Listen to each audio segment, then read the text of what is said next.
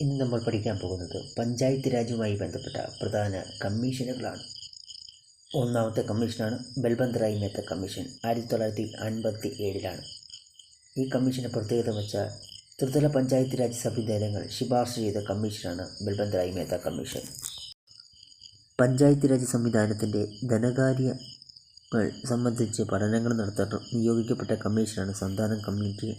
1963 പഞ്ചായത്ത് രാജ് സംവിധാനത്തിൻ്റെ ധനകാര്യങ്ങളുമായി സംബന്ധിച്ച് പഠനങ്ങൾ നടത്താൻ നിയോഗിക്കപ്പെട്ട കമ്മീഷനാണ് സന്താനം കമ്മീഷൻ. 1963 രാജസ്ഥാനിൽ പഞ്ചായത്ത് രാജ് സംവിധാനത്തിനുണ്ടായ പരാജയത്തെപ്പറ്റി പഠിക്കാൻ നിയോഗിക്കപ്പെട്ട കമ്മീഷനാണ് സാദിഖ് അലി കമ്മീഷൻ. 1964 അടുത്ത ചോദ്യമാണ്, ഇന്ത്യയിൽ തദ്ദേശ സ്വയംഭരണ വകുപ്പിൻ്റെ ഉന്നമനത്തിനായി പഠനം നടത്തി നിർദ്ദേശങ്ങൾ നടത്താൻ ജനതാ ഗവൺമെൻറ് നിയോഗിച്ച കമ്മീഷനാണ് അശോക് മേത്ത കമ്മീഷൻ. 1977 അടുത്ത ചോദ്യം, പഞ്ചായത്ത് രാജ് സംവിധാനത്തിന് ആദ്യമായി ഭരണഘടനാ വിധേയമാക്കണമെന്ന് നിർദ്ദേശം സമർപ്പിച്ച കമ്മീഷനാണ് LM സിംഗ്വി കമ്മീഷൻ. 1986 ജില്ലാതല പ്ലാനിങ്ങുകളുടെ രാഷ്ട്രീയ ഭരണ സംവിധാനത്തെക്കുറിച്ച് പഠിക്കാൻ നിയോഗിക്കപ്പെട്ട കമ്മീഷനാണ് PK തുംഗൻ കമ്മീഷൻ. 1988